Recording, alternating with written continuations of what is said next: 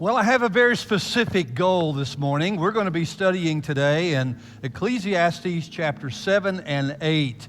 Ecclesiastes chapter 7 and 8, actually right in the middle of the book of Ecclesiastes. I want to read a verse out of the first verse of chapter 8, the second chapter we're going to look at today. The first verse says, "Who is like the wise, and who knows the interpretation of a thing?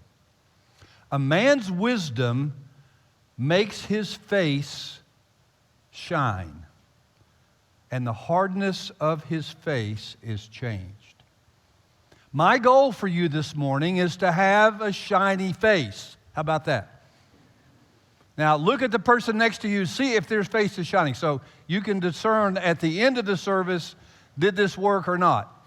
If their face is shiny, maybe they ought to be up here preaching this morning. But if it's not, this is what Solomon is saying. Listen, you don't have to go get plastic surgery to change your face. You get wisdom, and that changes you. The hardness of a man's face is changed. Wisdom makes our faces shine. And we're going to talk about how do you get a heart of wisdom? How do you get a heart of wisdom today? Now, we're going to look at chapter 7 and 8, not in detail at either. We don't have time to go through all of them, but I want to try to pull some things out of both chapters for us this morning as we walk through this time. So let me do this very quickly for us today. I want to begin telling you a story you have probably heard somewhere before. In fact, there's a documentary about it. But there was a man named Larry Walters in 1982 who decided he wanted to test a theory that he'd had since he was a child. And that is, if you tie enough balloons onto a lawn chair, you will actually float. He wanted to test that theory all his life. He grew up and thought about it, and he started doing the math on it.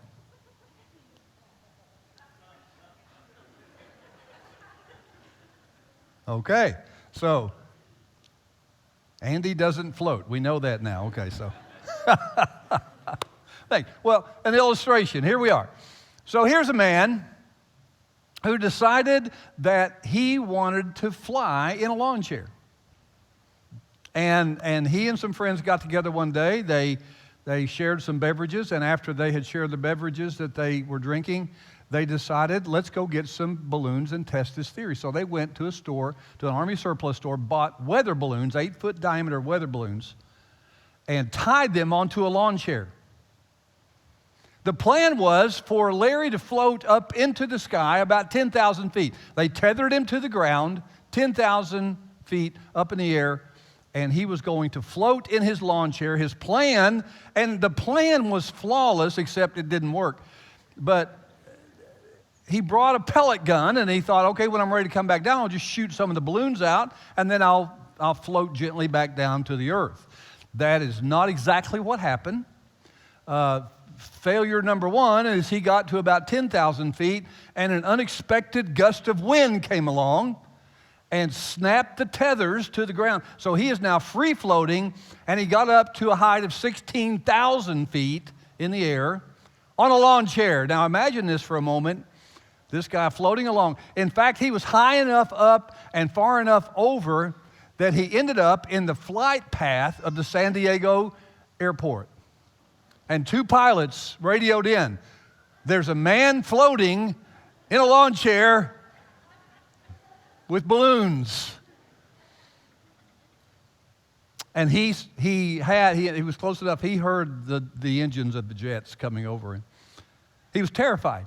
Now, the other thing he didn't count on was how much fear was going to play a part in this. I mean, he was sitting in the lawn chair, and here's the problem. When you're floating 16,000 feet above the ground in a lawn chair, guess what you don't want to do? You don't want to let go of the lawn chair. And to shoot the gun, he had to let go of the lawn chair. He didn't want to let go of the lawn chair. He finally, with a trembling hand, got the gun out and got a couple of shots off and dropped it. So now he's floating. He doesn't know how he's going to get down. The government's now involved on the ground. and it's becoming quite a fiasco. Well, finally, apparently when he took the shots, he hit enough of one or two of the balloons that they started deflating a little bit, and he actually just kind of slowly floated back to the ground, landed in power lines, and tangled up in power lines. And then the power went out in part of San Diego for about 20 minutes because he knocked the power out when he landed. The police were there to greet him when he landed. They asked him for a statement. His statement was this: "Why did you do that?" "Well, you can't just sit there." Okay. Larry Walters gained a heart of wisdom that day. You know what? He never did that again. He never tried that trick again. He learned. Sometimes we learn the hard way, and Larry certainly did. We don't have to. You know, God. Let me define wisdom for you from Scripture. And Solomon is actually taking us kind of on a bird's eye tour of the perspective of life under the sun. Now, he's telling us this is what life looks like if God is not involved in your life, okay? This is how God looks. When he mentions under the sun, he is basically saying, if you're going to reject the reality of God, if you're not going to accept the fact that there's a God, here's what life looks like. His conclusion: it's all meaningless. It's all vanity. It's a waste of time. Eat, drink, and be merry. You don't have anything else. Enjoy the moment you're in. Try to do that because the rest of your life's going to be miserable and it's going to end and you're going to be meaningless. That's basically his conclusion. But at chapter 7, something changes. Something turns in chapter 7. And in chapter 7, he's not talking so much about under the sun anymore. He starts talking about wisdom. And in fact, he talks about wisdom from there until the end of the book of Ecclesiastes. So now with wisdom, you're taking God into account. Wisdom is seeing life. If you don't remember anything else today, remember this. Wisdom is seeing life from God's perspective. That's wisdom. Wisdom is seeing life from God's perspective, taking God into account, seeing life and understanding life as God does. Now, how do you know you are trying to do that? Well, it's going to pretty much fly in the face of everything that you've ever heard and thought. If what you're hearing is something that would just as easily be taught on a self-help program or in a self-help book or on a self-help conference, it's probably not God's wisdom. God flips things on its head. He turns things upside down. We see this in Ecclesiastes over and over again. Wisdom is seeing life from God's perspective. You don't have to float on balloons to do that. You turn to his word. You listen to his Spirit. You pay attention to his people. God will speak to you through his word, through his Spirit, through his people, and will give you wisdom. How do you know you got it? Your face shines. Okay? Your face shines. That's at least his description of it. So what I want to do is just make about 4 observations about wisdom very quickly, and then a couple of observations about humility, and we'll be done. Really quick, 4 things, observations about wisdom from Solomon. So I want to start by reading in chapter 7, verses 1 through 4. And this is a hard one, folks. This is one of those places where Solomon turns our thinking on its head. Ecclesiastes chapter 7, verses 1 through 4. A good name is better than precious ointment, and the day of death better than the day of birth. Wait a minute. That's not what I've always been taught. We don't celebrate death days, we celebrate birthdays, right? But he said the day of death. What does that mean? He said it's better to go to the house of mourning than to the house of feasting, for this is the end of all mankind. The living will lay it to heart. Sorrow is better than laughter, for by sadness of face the heart is made glad. The heart of the wise is in the house of mourning, but the heart of fools is in the house of mirth. It's better for a man to hear the rebuke of the wise than to hear the song of fools. It was Solomon's conclusion, and this sounds strange to us. It was Solomon's conclusion that going to a funeral, the house of mourning, will teach you wisdom more effectively than going to a party with your friends. How about that? Now, if I ask you today, would you rather go to a funeral or a party? You go, I'll go to the party. And you can. But Solomon said you're not going to learn anything. You don't learn anything at a party. And honestly, would you rather go to a wedding or a funeral? Well, people have asked me more than once, would you rather preach a wedding or a funeral? I'm going to preach both this week. The reality is, I enjoy weddings. I mean, I do. They're nice. They're fun. But the reality is we learn more at funerals. You don't learn much at weddings. You learn a lot at funerals. Every funeral is a caution to us. My doctoral work in grief taught me this, that every funeral is what is called a mortality check. Every time you go to a funeral, it is a reminder that one day it's going to be your turn. It's going to be your turn. One day you're going to be the one laying there and everybody's looking at you. Now that's not an encouraging thought. But Solomon said, it's wise. A funeral reminds us of our own limits. And all of us aren't going to end up having a wedding. But short of the coming of Jesus Christ, all of us are going to end up having a funeral. Everybody. Let me go south. All y'all. Everybody is going to end up in the house of mourning. It's going to happen. Weddings are loud and joyful and expensive celebrations. But a big wedding doesn't mean the marriage is going to last. Some of you have learned that the hard way, haven't you? People spending $50,000, $60,000, $75,000 on a wedding, no guarantee that's going to last more than 5 years. No guarantee. So Solomon said, the end of a thing is better than the beginning. Better is the end of a thing than its beginning, verse 8 says. And the patient in spirit is better than the proud in spirit. Better is the end of a thing than its beginning. What does that mean? Again, anybody can have a wedding if you got enough money and you got somebody that'll say yes. You can have a wedding. That's the beginning of a thing. Yesterday, I witnessed the end of a thing. I preached a funeral yesterday from this platform.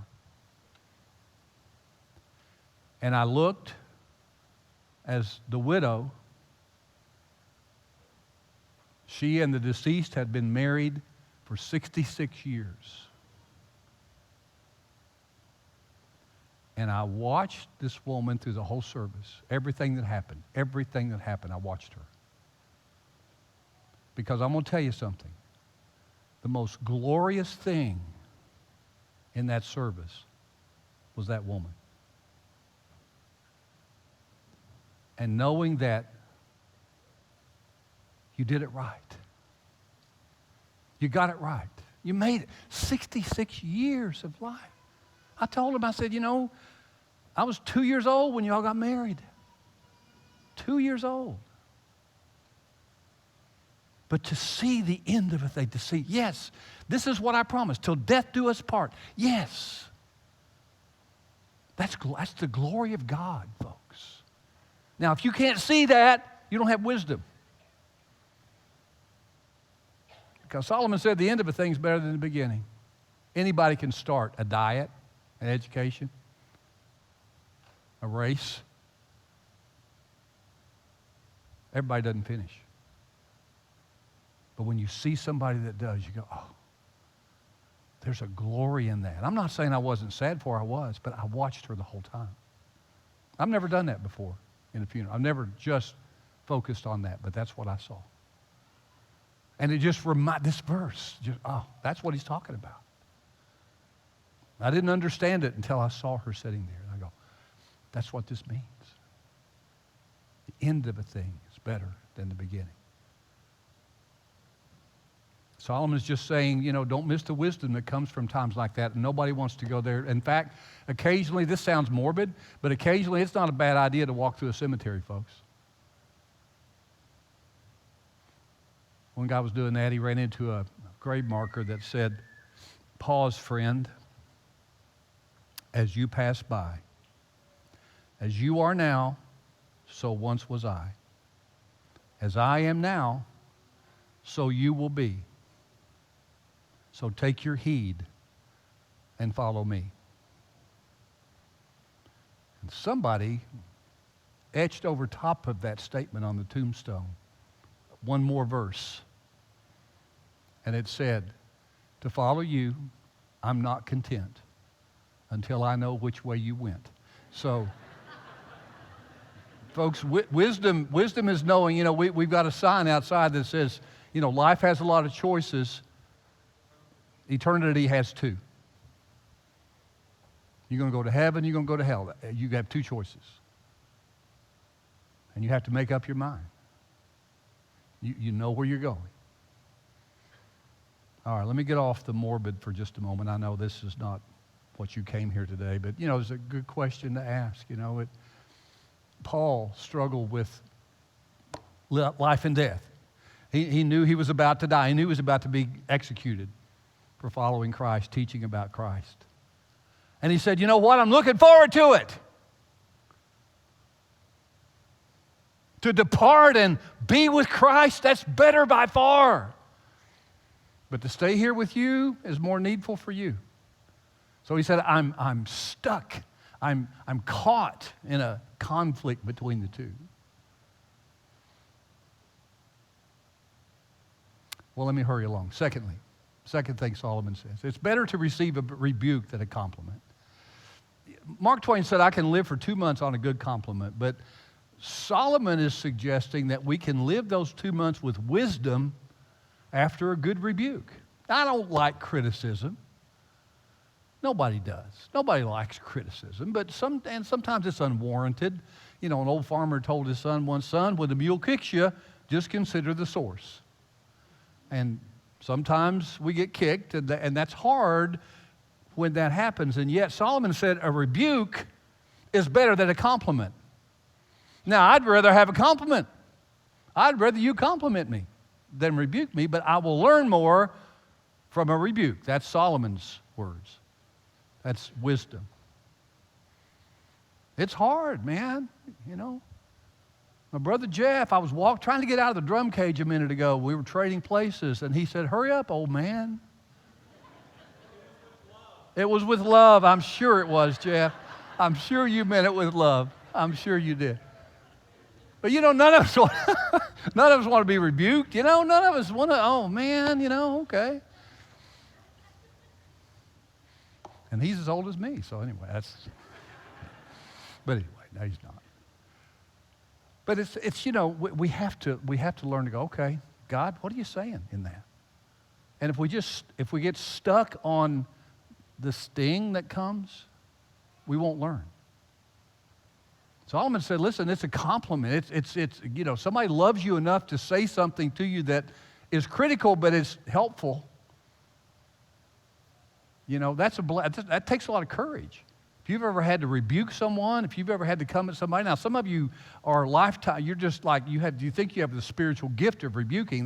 There's no gift like that, okay? But every now and then, I'm going to tell you something, every now and then, and when you offer a rebuke, it tears your heart up before you say it. And if it doesn't, keep your mouth closed. How about that? I'm not talking about you, Jeff. But just if it's not coming out of a place of care and concern, it will tear you up when you say it. It will tear you up. But Solomon said we need to hear these things, and we need to receive them not as curses, but as gifts. Now, that's not the way we see things. Again, he's flipping everything on its head. A wise person learns from his critics. Number 3, Solomon said it's better to be patient than to be angry. I want you to look at verse 9. Rob, if we pull that up.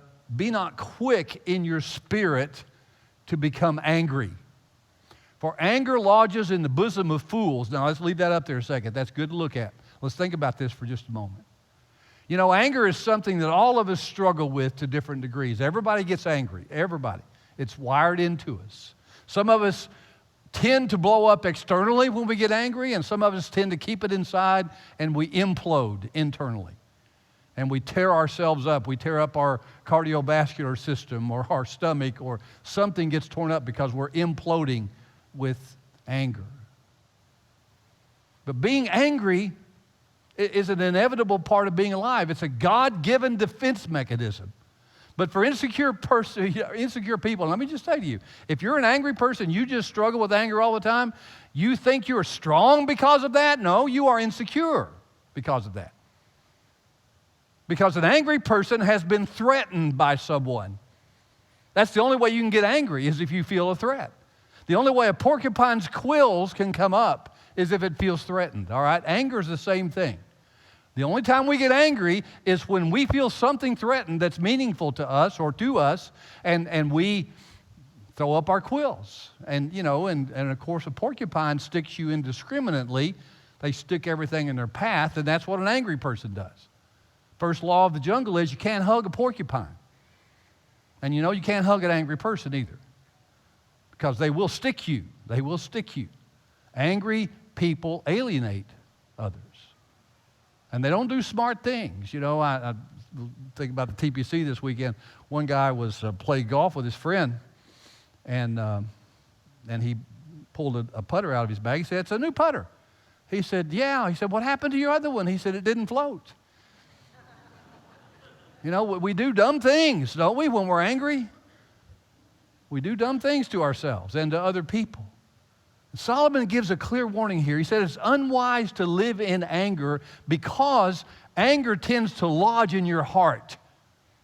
Okay? It tends to lodge in your heart. You know what he's talking about here? You know, there's no scientific word for that's used in Scripture, but let me tell you, scientifically, let me tell you what happens. When you get angry, there's a chemical release in your body. And you know what happens to some people? They get addicted to that chemical. And so they have to continually be angry, because the only time they feel right is when they're angry. The only time they feel happy is when they're angry. The only time they feel at peace with themselves is when they're angry. That sounds like, well, that's not smart. Well, that's why it says it's in the bosom of fools. If you let that lodge in you, you're being foolish. You're not wise. You're not strong. You're being foolish. And you're hurting people around you because of that. Don't let anger own you. That's what Solomon's saying. Don't let it own you. And then fourth, he said, it's better to experience adversity than prosperity. You know who disagrees with that? Those of you going through adversity right now. Okay? Would you rather be going through adversity, or would you rather be going through prosperity? Would you rather be sad, or would you rather be happy? Well, what kind of question is that? It's the question Solomon's asking. Those who go through, listen, he said, God brings both. Look at what it says in verse 14. In the day of prosperity, be joyful. In the day of adversity, consider God has made one as well as the other. You're going to have good days and bad days. What are you going to do with your bad days? Complain and whine and lay down until it turns good again? Or are you going to say, okay, this is God teaching me wisdom. He gave me a great day yesterday. Today it's not so great. Solomon said, God made both. There's a reason that both of them come to us. But we actually learn more from difficulty and adversity than we do from prosperity. We see people struggle sometimes and feel sorry for them. Solomon's saying they're better off. They're learning more. They're getting more wisdom from that experience. You don't learn anything from laughter. You don't learn anything from being happy. You learn things from adversity. Jesus was called the man of sorrows and acquainted with grief. Our sufferings make us more like Jesus, and they give us a heart of wisdom. A.W. Tozer said this, and boy, this is a hard one. I've wrestled with this statement for years. I love Tozer. I read his stuff. This sentence has thrown me for years. He said, God will never use a man deeply until he has hurt him greatly. Wow. You want God to use you? You're saying, God hurt me. so I can be useful. That's not the way we like to think. We like to pray, God, get me out of this mess. Get me out of this struggle. May I be honest with you today? This is not a great day for me. I've got some struggle. I got some things happening. And if I had to say, is this a day of prosperity or a day of adversity? I'm going to say, I'm probably skewing a little bit more toward the adversity side today. Honestly. And maybe you are too. So I'm preaching to me. I'm hearing this too. I'm wrestling with this too. And Solomon said, laughter's fine. But he said it's empty. It's like thorns crackling in the fire under a pot. That's what he says in verse 6. It has no heat. A thorn has no heat, no depth. It doesn't last. It just makes a little noise and then it goes away. Has no lasting value to it. A man came to his doctor complaining that his life was tedious and hard. He said, I don't even want to get out of bed in the morning. And the doctor wrote him a prescription, and he said, okay, listen, I'll have some advice for you too. He said, down the road, he said, there's a comedy club. And he said, there's a guy at that comedy club right now, and he is really, really funny. He said, I would advise that you get a ticket and maybe go to his show tonight and just sit and laugh for a little while. And he said, Doc, I would, except for one thing. I am the comedian. What does laughter do for us? Well, there's nothing wrong with it. I like people that laugh better than people that weep around me. I mean, it's easier to deal with. I'd rather laugh with them than have to cry with them. And yet, Solomon said laughter is pretty much empty. You can laugh all the time. You can laugh at everything. But you know what? When you laugh at everything, nothing's funny. Nothing's funny.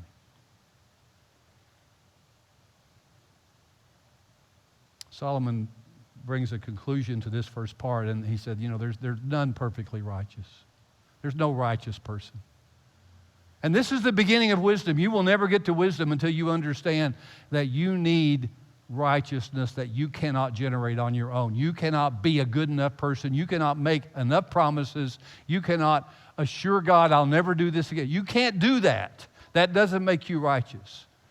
You can only become righteous by knowing Jesus Christ as Lord. There's none righteous, Paul said, no, not one. And Solomon agrees. He said, I have found God made man upright, but they have sought out many schemes. In other words, God made man upright, man messed it up in sin. And that's what we've all done. Let me talk about humility for the last couple of minutes we have. First of all, Solomon offers some conclusions around the idea of humility. Humility, James 4:6 says that God opposes the proud but gives grace to the humble. Humble yourself at the sight of the Lord, and He will lift you up. As we said, wisdom, remember, wisdom is seeing life from God's perspective, not a balloon's eye view, God's view. How does God see things? How does God see life? And understanding that begins with some humility. Humility is not thinking less of yourself. It's not putting yourself down. It's not tearing up your self-esteem. Humility is just not thinking of yourself at all. How about that? It's not thinking less of yourself. It's not thinking of yourself at all. That's humility. And Solomon says, let me hurry this along. Solomon says that we need to have humility in the presence of authority. He said, I say, verse 2, keep the king's command because of God's oath to him. We need to have presence. We need to have humility in the presence of authority. All of us know in life, you have authority. You have people over you. That's the way life goes. You begin with your parents, and you put up with your parents till you're a teenager, and then you say, I'm going to get out from under this authority. I'm going to go join the army. And then you meet your drill sergeant, You have teachers, you have professors, you go to work, then, you've got supervisors, you've got people at work that you're smarter than them, but they're the supervisor. You know what it takes to survive in those situations? Humility. It takes humility. You just got to say, okay, they're over me, and that's hard to accept. Sometimes, you disagree with the President of the United States. Everybody in America has the right to do that.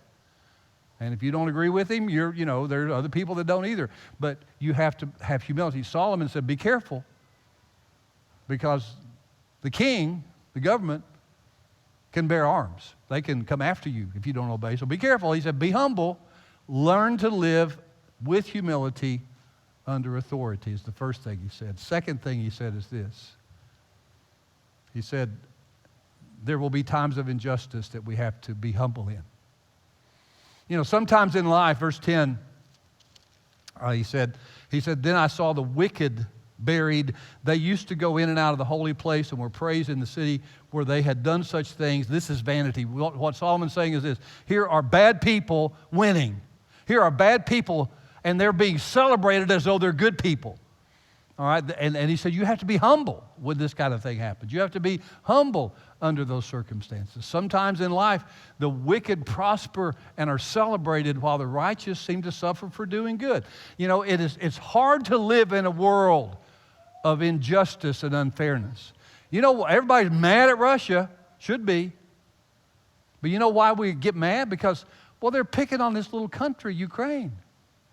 It's not a fair matchup. Every news article I read about was such an unfair matchup. What's our problem? Well, it's not fair. It's not right. It's not fair. Not just. Can I tell you something? Every time you say that, every time you read that, every time you write that, you know what that's saying? That's saying, then you are agreeing there is a God. What? No, I didn't. I just said it's not fair what they're doing, okay? How do you even know what fair is? Unless God put that idea in you. Where did you get that idea? You have a sense of justice and injustice because God put it in you. You were made in the image of God. You were made in His likeness. He put characteristics and qualities of Himself inside of you. You wouldn't even know what justice was if God hadn't made you. And I guarantee you wouldn't care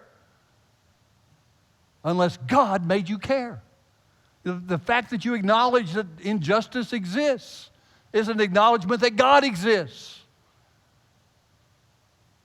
You're seeing things from God's perspective. You're feeling that you see injustice happen. You see the wicked prosper. You see the righteous oppressed.